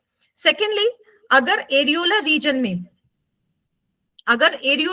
में ये प्रोवाइड कर रहे हैं, तो that is considered as C501। तो 501 नंबर अगर दिया है, तो सेंट्रल पोर्शन ऑफ ब्रेस्ट में ब्रेस्ट कैंसर की संभावना है। अब 502, 503 इस तरीके से दिया है, तो अपर सुपीरियर क्वाड्रेंट मीडियल साइड में वो 502 से डिनोट होगा, और जो लोअर इंफीरियर क्वाड्रेंट है मीडियल साइड का, वो 503 से डिनोट होगा। Similarly 504 upper quadrant superior side lateral part में, और नीचे की तरफ में 505 से डिनोट होगा। एक 506 है, जो कि एक्सिलरी टेल ऑफ ब्रेस्ट, जो कि अपर लेटरल सुपीरियर क्वाड्रेंट की तरफ से होता है, और जिसमें कि 96% चांसेस होते हैं ब्रेस्ट कैंसर के होने के। लास्ट एक है 508। 508 बेसिकली यू कैन सी, यहाँ पे देख पा रहे हैं कि यहाँ पर जो लाइंस हैं, ये सारी लाइंस को 508 से रिप्रेजेंट किया है। ये वो एरिया है जो कि 504 और 505 को भी शेयर कर रहा है। मतलब कि 2 एडजेसेंट क्वाड्रेंट्स में अगर ब्रेस्ट कैंसरस सेल्स या ब्रेस्ट कैंसरस सेल्स का ग्रोथ प्रेजेंट है, तो हम उसको 508 से रिप्रेजेंट कर रहे हैं कि ये दोनों क्वाड्रेंट्स में प्रेजेंट है, तो 5C508। And 509 breast NOS। NOS का मतलब है नॉट अदरवाइज स्पेसिफाइड, मतलब कि वो अगर रीजनल हम उसको नहीं स्पेसिफाई कर पा रहे हैं, इट इज स्कैटर्ड फॉर्म में है, तो वो NOS लिखकर मेंशन होगा रिपोर्ट में। एक NST वर्ड भी यूज करते हैं, जिसमें कि नो स्पेशल टाइप, यानी कि वो ये क्लियर कट आइडिया नहीं लगा पाते कि ये इन्वेजिव है, लोब्यूलर है, at a very primary stage, तो वहां पर वो NST लिखकर क्वेश्चन मार्क लगा के छोड़ेंगे। तो एटलीस्ट हमें ये चीजें पता हो, तो हम अपने फैमिली मेंबर्स की कभी जरूरत पड़े, हमने रिपोर्ट कराया, तो हम उन चीजों को समझ सके, उसके लिए एक जनरल थोड़ा सा बताया है आपको। सेकंड आता है कि कैंसर प्रिवेंशन को रिक्वायरमेंट क्या है। तो सबसे पहला स्मोकिंग सेसेशन, जो हमारी लाइफस्टाइल चेंजेस हैं, जो हम चेंज कर सकते हैं। देखिए, family history we can not change, age of menstruation we can not change, age of menopause we can not change. जो चीज नहीं बदल सकते उनको नहीं हम कंट्रोल कर सकते, बट कुछ चीजें हैं जो हमारे हाथ की हैं, लाइक कि हमारी की लाइफस्टाइल या पर्सनल हैबिट्स, उनको हम चेंज कर सकते हैं। तो उसमें smoking cessation, moderate use of alcohol, increase injection of fruits and vegetables, whole grain यानी कि पूरा अनाज जो होता है, साबुत अनाज, उसको खाना चाहिए। Avoidance of direct exposure to sunlight, उसको थोड़ा सा अवॉइड करें। एक्सरसाइज, ये बहुत जरूरी है, योगा एक्सरसाइजेस, चाहे माइल्ड 10 मिनट्स का हम एक्सरसाइज दें, पर हर फीमेल को अपने लिए 10 मिनट वो निकालना चाहिए। And the regular breast self examination. तो आगे हम बात करते हैं ब्रेस्ट सेल्फ एग्जामिनेशन के बारे में। तो हमारा जो सर्वाइवल रेट है इंडिया में ब्रेस्ट कैंसर का, वो हमने देखा कि लेट डिटेक्शन हो पा रहा है। तो ये जो चीजें हैं, ये जो फिगर्स हैं, इनको अवेयरनेस को रेज करने के लिए हमको ब्रेस्ट सेल्फ एग्जामिनेशन की तरफ जाना चाहिए। तो it is a treatable disease. किसी को ब्रेस्ट कैंसर है, घबराना नहीं है कि क्या होगा, कैसे होगा। It is a treatable disease, और अगर हम उसको प्राइमरी स्टेज में, अर्ली फेज में डिटेक्ट कर पाए, तो ये हमारे जो चांसेस हैं, ऑड्स ऑफ सर्वाइवल हैं, उसको बढ़ा देता है। नेक्स्ट, ब्रेस्ट सेल्फ एग्जामिनेशन बड़ा ही सिंपल और सिस्टमैटिक मेथड है for women to check their breast for abnormalities, lumps हैं, स्वेलिंग है, स्किन चेंजेस हैं, उन सबको जानने के लिए that's a very simple method. इसमें कोई खर्चा नहीं है, कोई आपको इंस्ट्रूमेंट नहीं चाहिए, कुछ भी नहीं चाहिए, बस अवेयरनेस की जरूरत है। तो हम अर्ली ब्रेस्ट साइंस को, अर्ली ब्रेस्ट कंडीशंस को हम डिटेक्ट कर सकते हैं। नेक्स्ट ऑब्जेक्टिव्स क्या आते हैं? अगर अर्ली डिटेक्शन है, ब्रेस्ट लंप पता चल रहा है, कोई एबनॉर्मलिटी पता चल रही है, हम अपनी ब्रेस्ट से फेमिलियर होते हैं, हम उसके नॉर्मल लुक से, उसके फील से, उससे फेमिलियर होते हैं, तभी हम, जब हमें नॉर्मल पता है तभी एबनॉर्मल को डिटेक्ट कर पाएंगे इन समहाउ हमारे कोई फ्यूचर लाइफ में, फ्यूचर एज ग्रुप में हमको वो प्रॉब्लम फील हो। अगर हम ब्रेस्ट हेल्थ अवेयरनेस के लिए और रेगुलर सेल्फ केयर हैबिट में इसको इन्वॉल्व करें, it would be very fruitful. Next है कि क्वेश्चन आता है कि कई बार पूछते हैं लोग कि ब्रेस्ट सेल्फ एग्जामिनेशन करना कब चाहिए। तो 30 से ससेप्टेबिलिटी है, बट उस नॉर्मल को जानने के लिए from the age of 20 years we should start our daughters, we should guide our sisters कि आप at the age of 20 years उससे ज्यादा आप स्टार्ट करिए। इसको बार बार रिपीट नहीं करना, बार बार जो है उसको ये वहम नहीं डालना दिमाग में, तो it should be performed once a month. Ideal timing क्या है? आप जब आप मेंस्ट्रुएशन पीरियड आपका खत्म होता है उसके ऑलमोस्ट अ वीक बाद आप ब्रेस्ट का जो है एग्जामिनेशन कर सकते हैं, सेल्फ एग्जामिनेशन, क्योंकि मेंस्ट्रुएशन के टाइम पे ब्रेस्ट टेंडर होते हैं, तो वहां पर आपको शायद एक वहम हो सकता है कि हो सकता है यहाँ पर पेन है, हो सकता है ऐसा है, तो हम प्रॉब्लम में आ सकते हैं। तो इसलिए 7 days का टाइम दिया है after menstruation. Post menopausal women जिनका मेंस्ट्रुएशन रुक गया है, बंद हो गया एट द एज ऑफ 50 और लेस, उनको एक सेम डे, यानी कि कैलेंडर पे डेट मार्क कर लीजिए 10th of every month, तो उनको हर बार उसी महीने की तारीख को अपना ब्रेस्ट सेल्फ एग्जामिनेशन करना चाहिए। अब इसमें स्टेप्स क्या होते हैं? बेसिकली विजुअल इंस्पेक्शन बहुत इंपॉर्टेंट चीज है, जो कि साइज, शेप और सिमेट्री को दिखाता है। आर्म पोजीशन, आर्म्स को रेज और लोअर करके हम डिम्पलिंग और बल्जिंग इन दोनों को एनालाइज कर सकते हैं। Shower, palpation in the shower, use the pads of your fingers, जो हमारे आगे के पोरवे हैं उंगलियों के, तो फर्स्ट 3 फिंगर्स हम यूज करते हैं और उनके जो बहुत ही सॉफ्टली स्विफ्टली हम उसको पैल्पेट करेंगे और चेक करेंगे लम्प्स के लिए। देन लाइंग डाउन पैल्पेशन, तो ये standing, sitting and the lying down palpation, इस सिनेरियो में हमें ब्रेस्ट सेल्फ एग्जामिनेशन करना चाहिए। अब हमें देखना क्या क्या है? शेप, सिमेट्री है, प्रॉपर है, साइज किसी एक ब्रेस्ट का बढ़ा हुआ तो नहीं है, कलर देखना चाहिए कि वेदर कलर इज नॉर्मल, कब एक ब्रेस्ट नॉर्मल लग रहा है, एक में हल्का सा रेडनेस है, रैशनेस है, वो हमें डिटेक्ट करना चाहिए। कोई डिस्टॉर्शन तो नहीं है, किसी में स्वेलिंग तो नहीं है, कोई निपल डिस्चार्ज तो नहीं है, अनऑब्वियस जो चीज दिख रही है आपको, कहीं पर आपको लग रहा है कि ब्रेस्ट का स्किन अंदर की तरफ पकड़ है, यानी कि अंदर की तरफ कुछ धस रहा है, वैसा डिम्पलिंग या पकड़िंग तो नहीं है, निपल का इन्वर्जन तो नहीं है, रेडनेस तो नहीं है, या कोई मास आपको ऐसा फील हो रहा हो विच कैन बी मूवेबल और इमूवेबल, तो ये सारी चीजें आपको ब्रेस्ट में चेक। पैटर्न की बहुत इंपॉर्टेंस है, इसमें 3 पैटर्न्स फॉलो अप होते हैं। पहला चीज है स्पाइरल या कॉन्सेंट्रिक क्लॉक पैटर्न, जो कि आपको इस डायग्राम में दिखाया हुआ है। सेकेंड है वेज पैटर्न, वेज ये पैटर्न है, अप एंड डाउन पैटर्न में ये पैटर्न चलता है। तो बेसिकली हम मोस्टली फॉलो करते हैं कंसेंट्रिक क्लॉक पैटर्न को। वेज पैटर्न बेसिकली जैसे आप पिज्जा के पीसेस करके आते हैं, उस तरीके के पैटर्न में हम हर एक पीस को, हर एक स्लाइस को क्लॉकवाइज पैटर्न की तरह चलते चलते चलते एक स्लाइस को कवर करते हैं, then second slice, then third slice, then fourth slice, इस तरीके से हम वेज पैटर्न कवर करते हैं। अप एंड डाउन मूवमेंट में हम फुल ब्रेस्ट का एनालिसिस करते हैं by the help of pads of 3 fingers. Then spiral या कॉन्सेंट्रिक क्लॉक पैटर्न में हम जो हमारा कॉलर बोन है, क्लेविकल है, वहां से स्टार्ट करते हुए आर्मपिट की तरफ से लेते हुए फुल ब्रेस्ट को कवर करते हुए हम कॉन्सेंट्रिक पैटर्न्स की तरह, हम पहले बाहर का एक बड़ा circle, then inner circle, then most inner circle, इस तरीके से पूरे ब्रेस्ट को एनालाइज करते हैं। अब प्रेशर कैसा देना चाहिए? प्रेशर जो पहला आप स्ट्रोक ले रहे हैं, that should be very soft, मतलब आपको सिर्फ स्किन के नीचे के जो स्ट्रक्चर्स हैं, आपको कोई लंप या कुछ भी ऐसा फील होता है तो बहुत ही सॉफ्ट प्रेशर से, सॉफ्ट हाथ से आपको चेक करना है। जब आप सेकेंड स्ट्रोक लेंगे, that should be a medium, मतलब थोड़ा सा deeper pressure than the first one. And last one is the firm pressure, यानी कि deepest tissue को analyze करने के लिए कि whether the breast is movable, whether the lump is movable or fixed, उन सब चीजों को जानने के लिए ये firm pressure है. इस firm pressure को करने का तरीका क्या होता है? जो walking fingers हैं, जब हम एक तो पैड्स ऑफ फिंगर्स से कर रहे थे तो सॉफ्ट और मीडियम प्रेशर आता है. जब हम वॉकिंग फिंगर्स से करते हैं तो we can give the deepest pressure. Next आता है जो बहुत ही कहना चाहिए, तीनों जो हमने पैटर्न्स बताए उन तीनों में जो हमारा तरीका होना चाहिए वो होना चाहिए टाइनी सर्कल्स में मूव करने का. हम छोटे छोटे सर्कल्स में अपने हाथ को बढ़ाएं, हम उसको उठाए नहीं.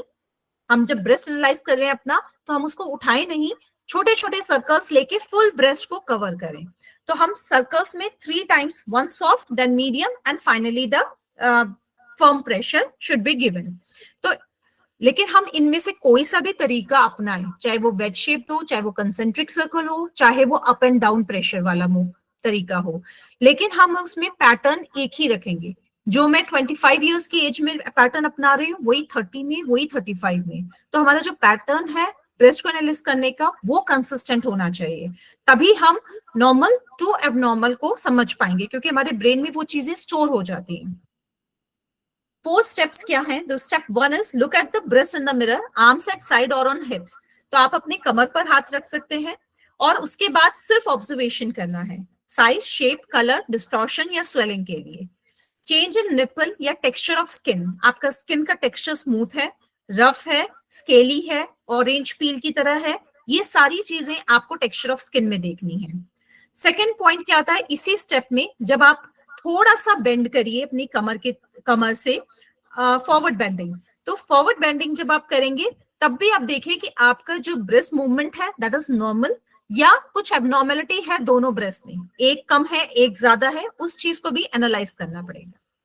स्टेप 2 में क्या होता है कि आपको अपने दोनों हाथ या तो अपने सर के पीछे लगाएं या फिर अपने दोनों हाथ हैंड्स अप वाली पोजीशन में रेस करके ऊपर होल्ड करें. तो उसके बाद भी सेम वही हमें सारी चीजें साइज, डिस्टॉर्शन और उन सबको एनालाइज करना है. स्टेप 3 में आता है लाइन डाउन पोजीशन में. तो आप पिलो को लेकर अपने शोल्डर के नीचे रखें और राइट आर्म को ऊपर की तरफ अपने सर के नीचे लगाएं. तो लेफ्ट हैंड से राइट ब्रेस्ट को एनालाइज करना है और राइट हैंड से लेफ्ट ब्रेस्ट को एनालाइज करना है. सेम लम्प्स, थिकनिंग या डिफरेंट एरियाज के लिए. ठीक है, repeat for the left breast. Step 4 में स्टैंडिंग या सिटिंग इजी रहता है अगर आप शावर या लोशन के साथ करें, क्योंकि जो मूवमेंट है आपके फिंगर्स का that would be very ease with the ease. और दोनों ब्रेस्ट को दोनों ही सेम हैंड मूवमेंट्स के साथ में आपको एनालाइज करना है, ऑब्जर्वेशंस को रिकॉर्ड करना है. आपको कुछ भी अनयूजुअल लगता है आप उसको कैलेंडर पे रिकॉर्ड करिए. एकदम से पैनिक करने का कि आज थोड़ा सा पेनफुल था या आज मुझे कोई एक छोटा सा लंप महसूस हुआ, एकदम से पैनिक करने का मतलब नहीं है. कैलेंडर में डेट मार्क करिए, नेक्स्ट डेट पे जब आप उसको वापस एनालाइज करेंगे might be that lump is not persisting, तो कैलेंडर पे नेक्स्ट मंथ के लिए डेट मार्क करके छोड़ने. अब फिजिकल असेसमेंट में क्या होता है, सिमेट्रिकल इंस्पेक्शन से राउंडेड है, स्मूथ है ऑल पोर्शंस में, कोई डंपिंग, रिट्रैक्शन, मासेस का कुछ भी नहीं मिला, तो that is normal. Nipple everted है, एरियोला इवन है, एरियोला में कहीं क्रैक्स नहीं है, उसकी सराउंडिंग स्किन में जो है कहीं पर भी जैसे आपको कहीं क्रैक्ड स्किन या सोर स्किन नहीं मिल रही है, that is pretty normal. Axilla even है आपका, कलर नॉर्मल है विदाउट रैश और मासेस. और जब भी एक चीज को एम्फेसिस देना चाहूंगी कि जब भी ब्रेस्ट सेल्फ एग्जामिनेशन करें आपको एक्सिला का पार्ट हमेशा एनालाइज करना है.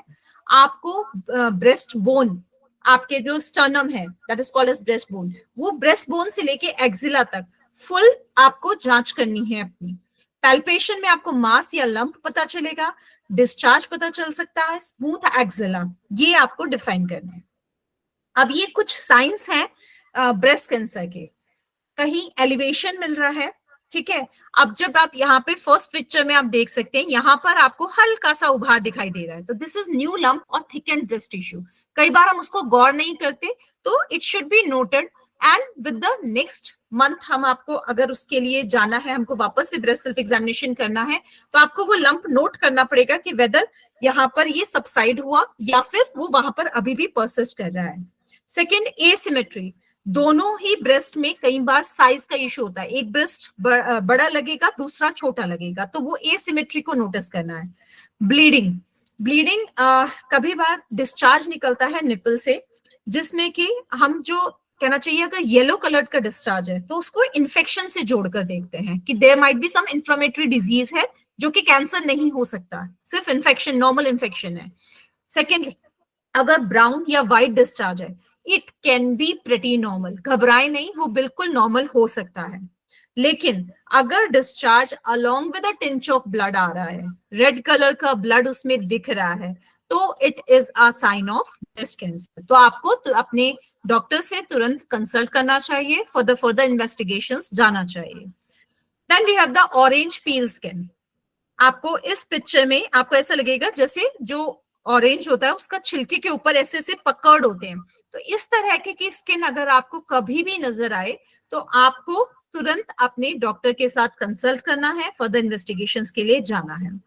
निपल का रिट्रैक्शन, यानी कि आप यहाँ पर देख सकते हैं कि निपल अंदर की तरफ है, उसके रिट्रैक्शन की कंसिडरेशन में भी आपको अपने डॉक्टर के साथ कंसल्ट करना है।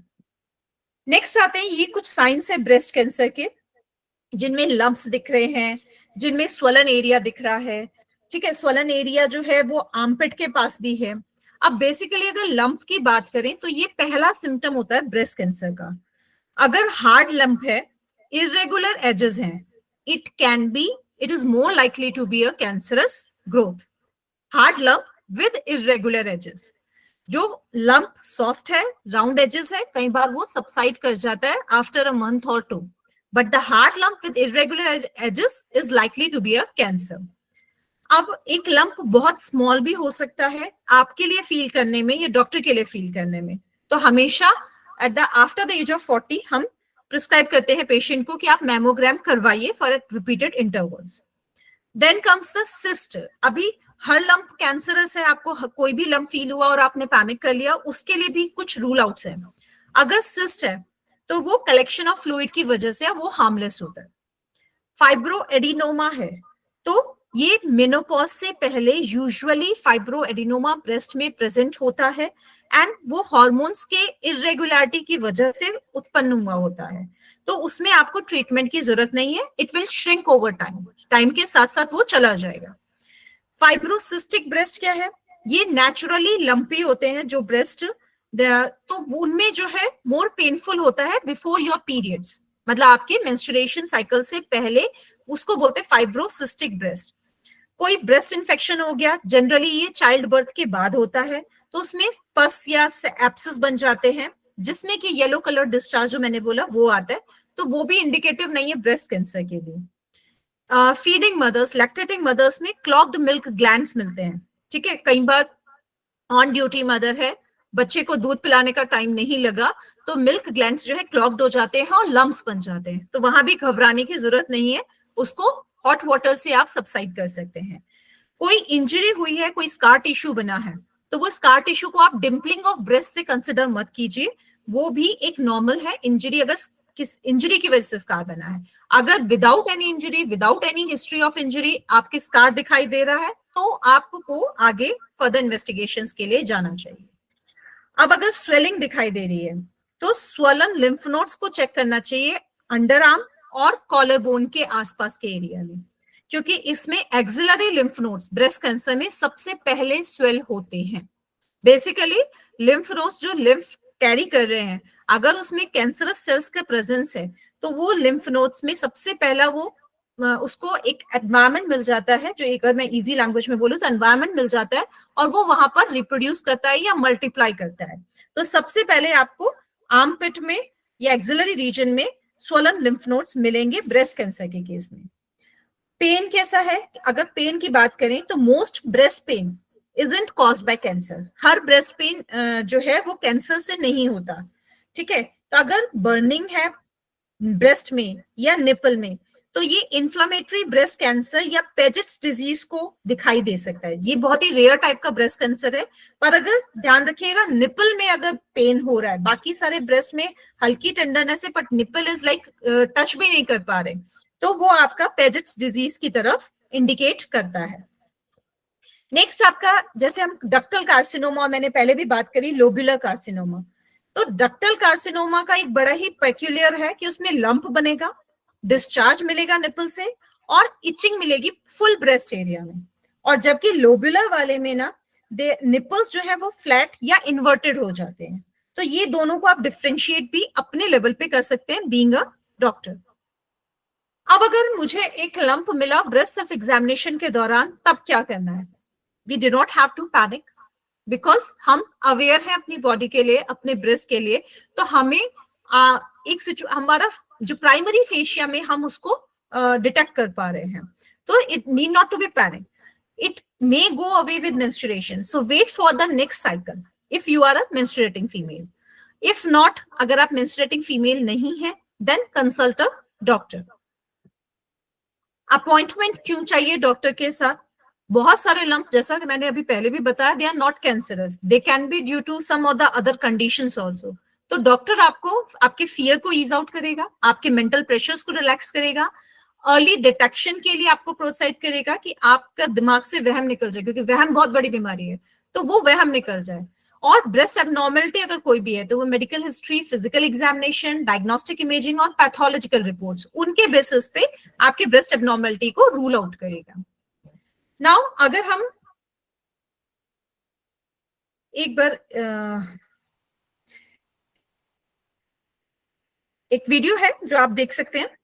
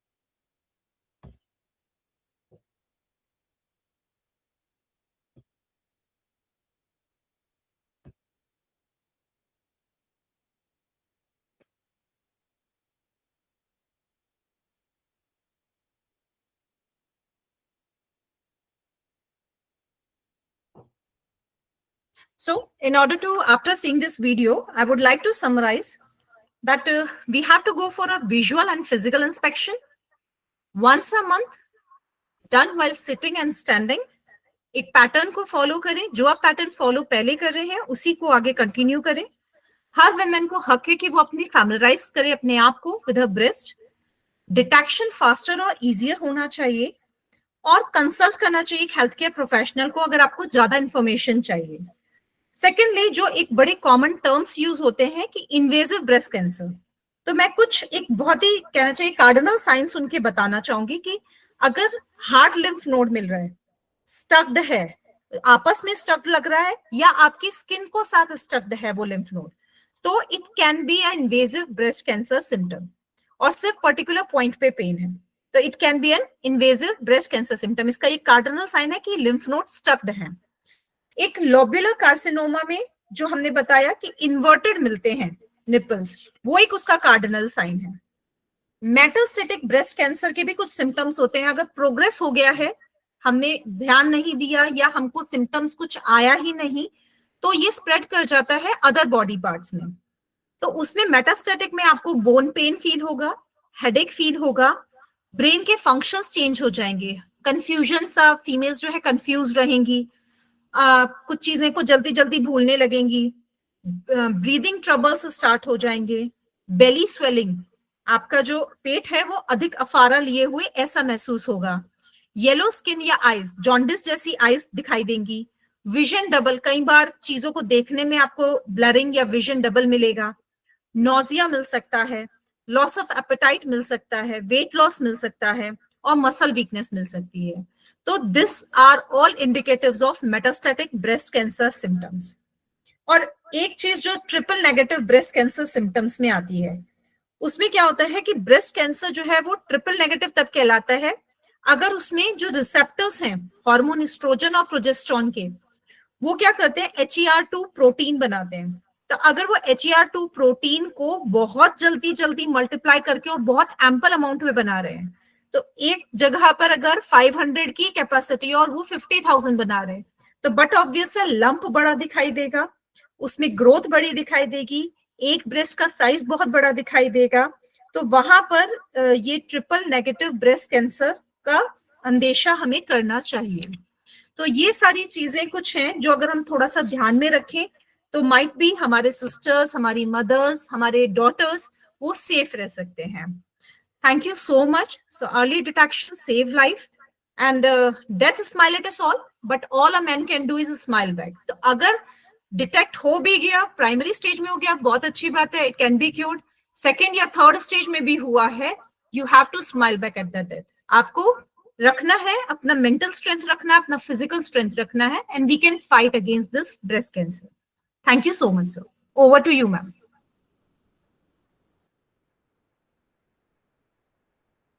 थैंक यू मैम, आपने अंश ये सब्जेक्ट से हम सबको अवगत कराया, इसके लिए हम सदा आपके आभारी रहेंगे। इसके बाद में मैं सेशन कंक्लूड करने की अनुमति चाहूंगी सर से। सर करवाएं? तो दो।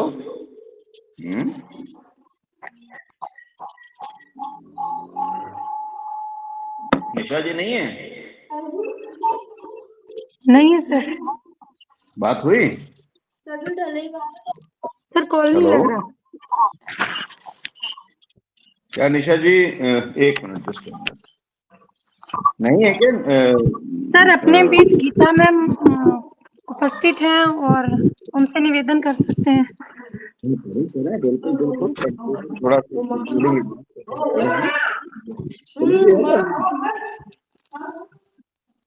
सोनी जी भी नहीं है मैडम।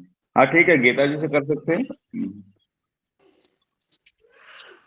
जी गीता मैम, आपसे निवेदन है कि आप प्लीज सेशन को कंक्लूड कर दीजिए।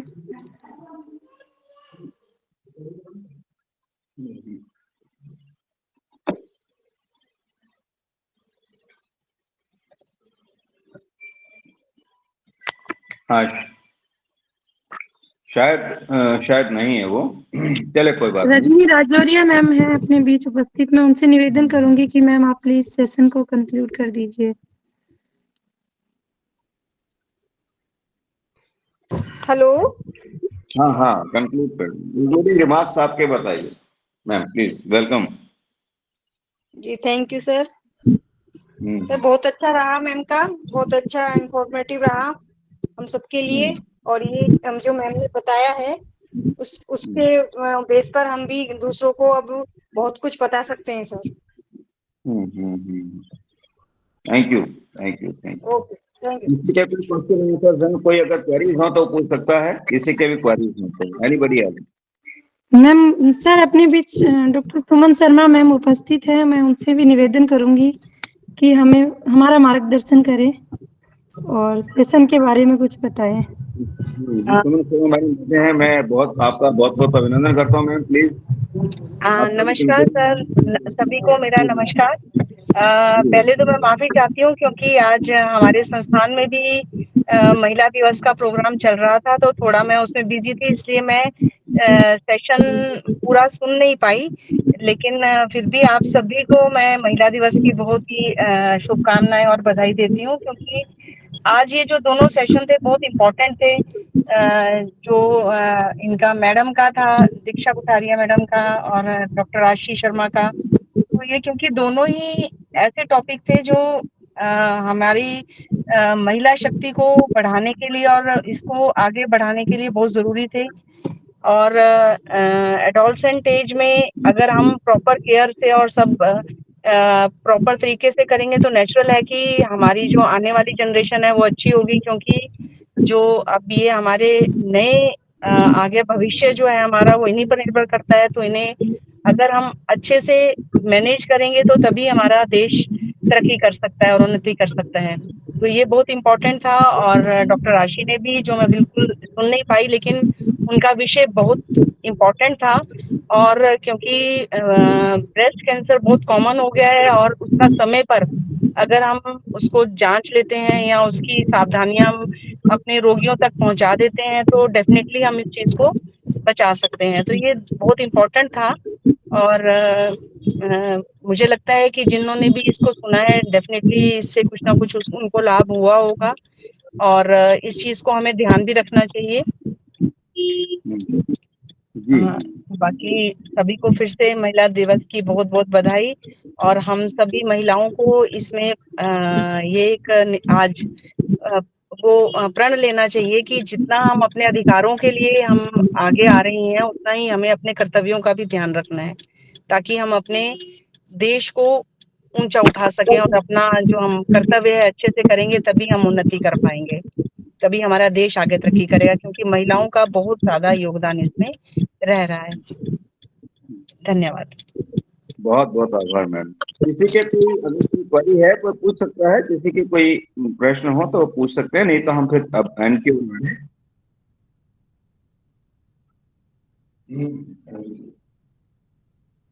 मुझे लगता है कोई प्रश्न नहीं है शायद, क्योंकि इतना इजी और सिंपल वे में हमें दोनों जो है व्याख्यान हमें आज सुनने को मिले हैं।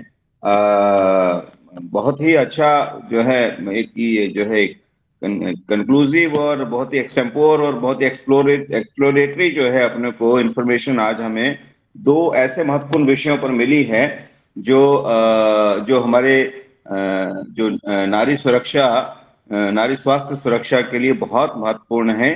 क्योंकि सुरक्षित नारी ही एक सुरक्षित परिवार की जो है व्यवस्था कर सकती है, और सुरक्षित परिवार से ही हमारा समाज सुरक्षित होगा, और समाज सुरक्षित होगा तो निश्चित रूप से हमारा राष्ट्र सुरक्षित होगा। तो ये इसी अवधारणा के साथ में आज ये इस कार्यक्रम को हमने आयोजित किया था। हमारे बीच में बहुत सारे लोग मौजूद रहे। हमारे सुमन शर्मा मैडम थे, उन्होंने समय दिया, आज आए, हालांकि व्यवस्था बहुत थी, आप उपस्थित हुए। हमारे दोनों जो वक्ता हैं डॉक्टर आशीष शर्मा जी और प्रोफेसर स्नेहलता जी, आप दोनों का बहुत बहुत धन्यवाद। हमारे बीच में हमारे post graduate minister of Ayurveda Jodhpur के प्राचार्य प्रोफेसर महेश शर्मा जी भी जुड़े, मैं उनका भी बहुत बहुत आभार व्यक्त करता हूं। और हमारे पूर्व अध्यक्ष किशोरीलाल शर्मा जी जुड़े थे, हमारी टीम के कई लोग जुड़े थे, बाबूलाल जी बराला, रणमल सिंह जी, कई लोग हमारी संस्था से जुड़े थे। हमारी महिला प्रकोष्ठ से काफी लोग जुड़े थे। निशा ओझा मैडम हमारे महिला प्रकोष्ठ की प्रभारी हैं, उनको भी जुड़ना था, लेकिन आज वो किसी कारणवश एक कार्यक्रम में व्यस्त हैं, बाहर हैं, आउट ऑफ स्टेशन हैं। निश्चित रूप से नहीं तो वो जुड़ती हैं हमारे साथ में, लेकिन इस कार्यक्रम की अवधारणा में उनका बहुत बड़ा रोल रहा है, इस कार्यक्रम को बनाने में उनका बहुत बड़ा रोल रहा है। मैं उन सबका सभी का और जो इस कार्यक्रम में जुड़े हैं, हमारे जिनकी कारण ये कार्यक्रम संभव हो पाया, हमारे सुरेंद्र चौधरी जी जिन्होंने इस पूरी व्यवस्था को संभाला है, हमारे आईटी का जो है हमारा इसको जो इसको माध्यम से, ऑनलाइन माध्यम से इसको हम रिकॉर्डिंग कर पाने में सक्षम हो पा रहे हैं या आपसे जुड़ पाने में सक्षम हो पा रहे हैं, उनका भी बहुत बहुत आभार। हमारे सारे केंद्रीय पदाधिकारियों का बहुत बहुत आभार, और सभी जो भी प्रत्यक्ष परोक्ष रूप से हमारे इस टीम में जुड़े हुए हैं उन सभी का मैं बहुत बहुत आभार व्यक्त करता हूं। और इसी प्रकार से आपका जो है समर्थन मिलता रहेगा तो हम और अच्छे अच्छे कार्यक्रम करने का प्रयास करेंगे। अगला ही कार्यक्रम हमारा 28 और 29 तारीख को बीकानेर में हो रहा है। चिकित्सक प्रकोष्ठ की ओर से अग्निकर्म और विद्यकर्म की कार्यशाला आयोजित की जा रही है 28-29 मार्च को। उसमें भी आप सब लोगों को प्रेरित करें। बहुत ही जो है महत्वपूर्ण कार्यक्रम है, एक नई विधा से सभी परिचित होंगे, तो निश्चित रूप से हम अपने चिकित्सा कौशल को बढ़ा पाएंगे और इसके माध्यम से आयुर्वेद के माध्यम से सेवा क्षेत्र को भी बढ़ा पाएंगे। बहुत बहुत आभार एक बार वापस। इसी के साथ कार्यक्रम के अंतिम चरण की ओर बढ़ते हुए ममता जी को आग्रह करता हूं कि कल्याण मंत्र हेतु किनको निर्धारित किया हो, कल्याण मंत्र करके कार्यक्रम को समाप्त। सर डीएन गुजर ने हैंड रेज किया है। किया है, पूछे जी सर जी। 28 और 29 को अपना वो तो जो सेमिनार है, तो बहुत अच्छी बात है, आप सबका हम अभिनंदन करते हैं, स्वागत है। लेकिन साथ में हम चूंकि हम तो आपसे एक रिक्वेस्ट कर रहे थे कि जितने भी मेडिकल ऑफिसर्स हैं गवर्नमेंट सर्विस में है और आउट ऑफ डिस्ट्रिक्ट में है, जैसे वहाँ से तो दूर से है, अगर ऐसा कोई प्रोसीजर हो जाए कि गवर्नमेंट की तरफ से, निदेशालय की तरफ से, डायरेक्टरेट की तरफ से अगर प्रेजेंट मिल जाए और या डीएल मिल जाए तो ज्यादा बेहतर होगा। वैसे करने वाले तो करेंगे, इंटरेस्टेड जो लोग हैं, लेकिन मैं समझता हूँ उससे संख्या और बढ़ जाए अगर आप ऐसा प्रयास करें, क्योंकि यही फील्ड का काम है और चिकित्सकों के लिए तो बहुत महत्वपूर्ण है, वो चाहे प्राइवेट चिकित्सक हो चाहे गवर्नमेंट के हो। मैं समझता हूँ अगर आप इसमें प्रयास करेंगे तो कुछ आपने को हेल्प मिलेगी और हमें लीव मिल जाएगी, डीएल मिल जाएगी, तो अच्छा लगेगा। आशा करते हैं आपकी शुभकामनाओं से शुभ काम अच्छा ही होगा, शीघ्र ही आपको कोई सूचना मिलेगी। बहुत बहुत आभार, थैंक यू। और आप प्रेरित और करना अच्छा ही होगा, प्रेरित करें सबको जुड़ने का के लिए कहें आप, ठीक है? ओके सर, ठीक है जी सर। चलिए।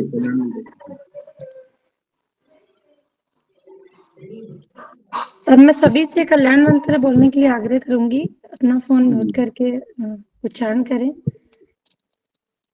ओम सर्वे भवन्तु सुखिनः, सर्वे सन्तु निरामया, सर्वे भद्राणि पश्यन्तु, मा कश्चित् दुःख भाग् भवेत्। ओम शांति शांति शांति। Thank you sir. ठीक है, बहुत बहुत धन्यवाद, thank you very much. Thank you sir.